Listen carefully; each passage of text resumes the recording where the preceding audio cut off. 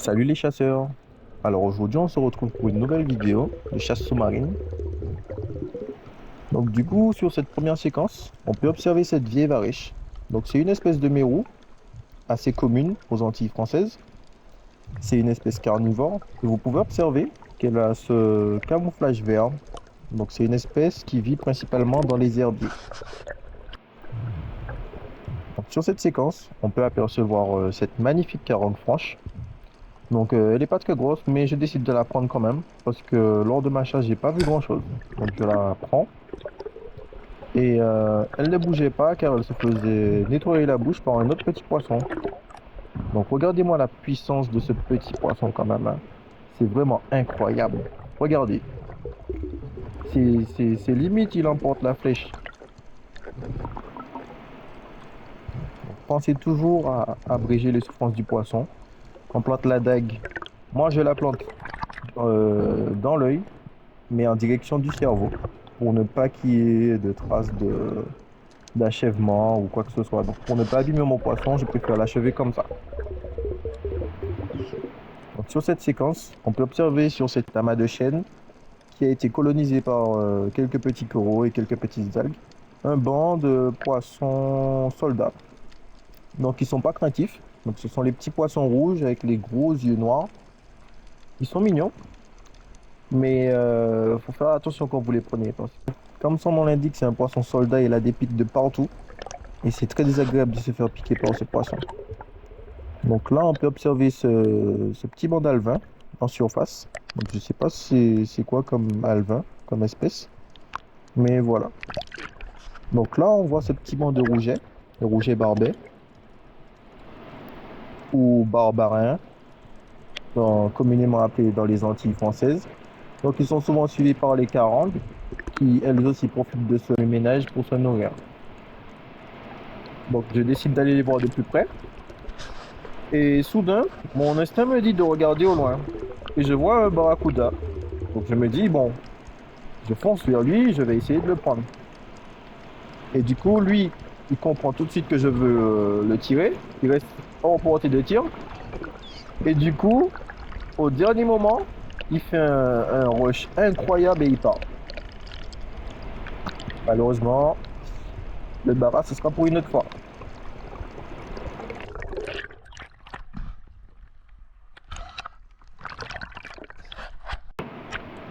Donc, sur cette séquence, je m'approche d'une épave qui est là depuis pas mal de temps. Donc j'ai décidé d'aller l'explorer aujourd'hui. Et on peut voir qu'elle s'est fait coloniser, mais pas tant que ça. On voit quelques éponges et quelques coraux vite fait, mais il n'y a pas tant de vie que ça. Alors que je m'attendais à beaucoup plus de vie. Donc voilà, c'est assez vide, mais bon, ça fait des belles images. Je suis content.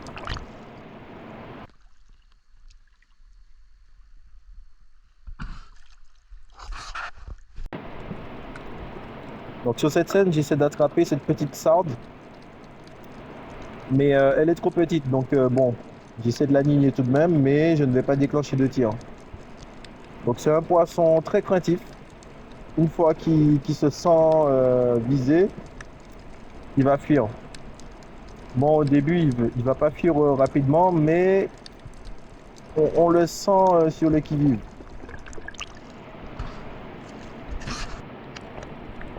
Donc pareil, sur cette séquence, la même espèce,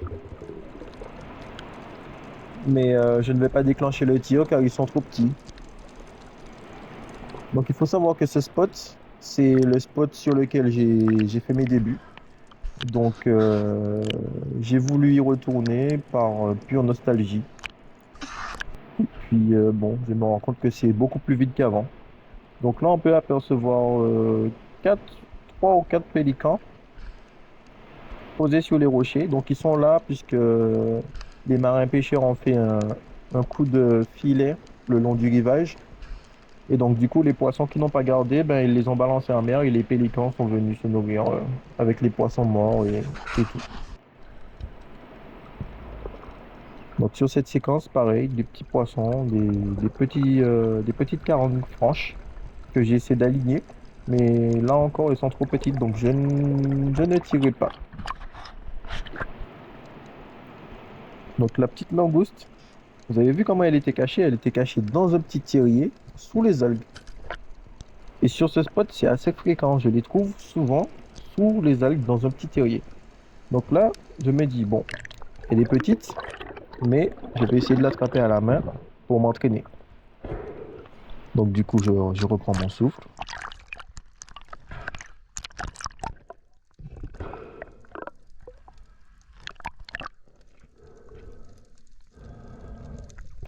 Et je redescends sur elle. Donc j'essaie de la bloquer avec la pointe de mon fusil pour essayer de l'attraper. Mais ce sera pas facile. Vous allez voir, c'est vraiment, vraiment compliqué quand elles sont pas soit dans leur terrier ou dans un récif. Parce que là, il y a aucun moyen qu'elle soit bloquée, si ce n'est que par le fusil. Et regardez, même quand j'essaie de lui poser le fusil dessus, oh là là là là, elle me fait. Oh là là là là là. Et là, on voit sa petite sœur. Elle est minuscule. C'est incroyable. Regardez les petits sauts qu'elle fait. Oh, c'est génial.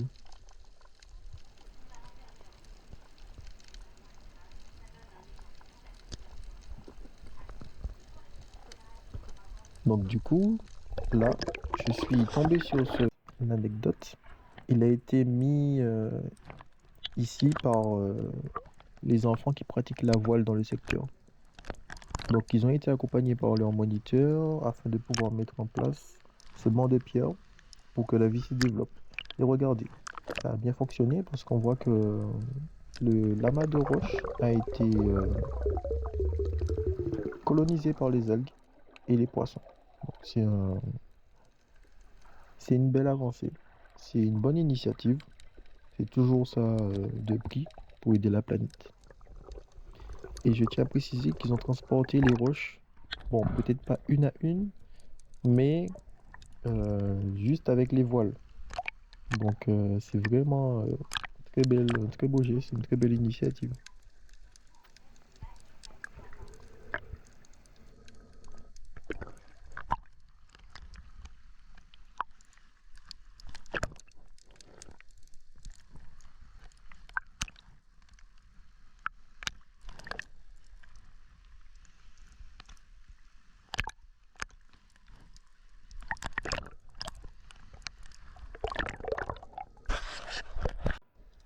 Et là, sur cette scène, je tombe sur un banc de sèche. Donc je l'aligne, je choisis la plus belle, j'aligne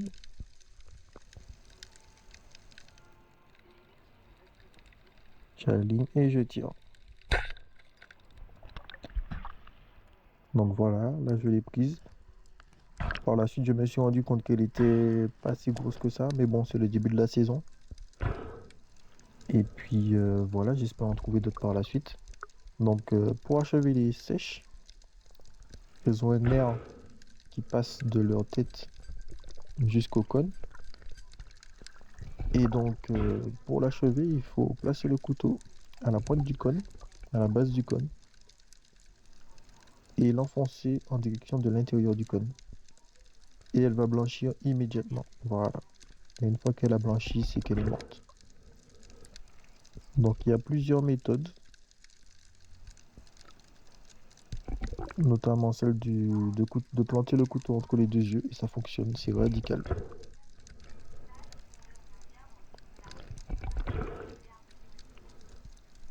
Magnifique pièce. Et là, en fin de chasse, je suis tombé sur cette raie torpille. Donc c'est une espèce pas du tout farouche, hein. Elle est pas craintive, regardez. Et du coup, il faut faire attention parce que en fait, c'est un poisson qui peut électrocuter. Il passe au-dessus du sable et il électrocute ses proies pour pouvoir les manger par la suite. Allez, c'est la fin de cette vidéo. Pensez à vous abonner, à lâcher un petit like, à commenter, à partager. À bientôt les frérots.